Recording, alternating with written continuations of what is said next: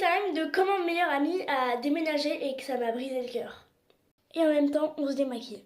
Juste prenez pas trop en compte de mon maquillage.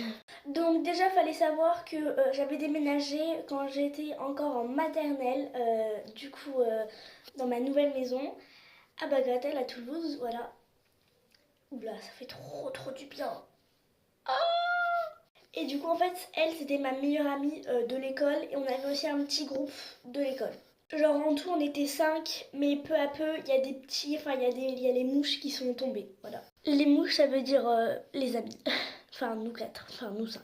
Donc, après l'école maternelle, on n'était plus que 4.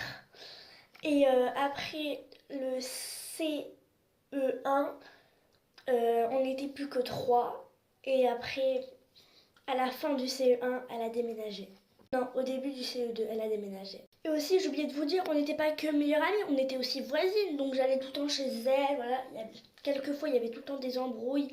Mais en fait, on était meilleures amies, quoi, tout le temps. BFF pour la vie.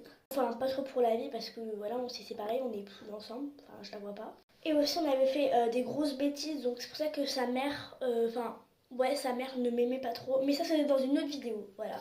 Et du coup, quand je descendais récupérer le colis, je l'ai entendu parler en disant qu'elle avait trouvé un appart trop bien parce qu'elle était en train de me dire qu'elle allait déménager. Mais moi, je la croyais pas parce que c'était parfois une grosse mytho sur ça.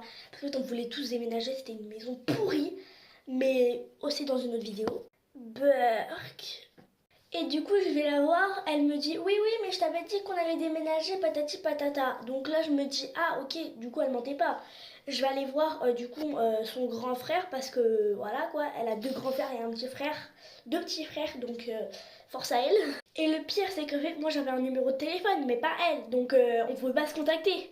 Et du coup, ma mère et sa mère n'étaient pas si amies que ça. Ni son père parce que du coup, ils étaient un petit peu séparés, enfin, voilà quoi. C'est horrible, j'ai pas de produit et ça part pas.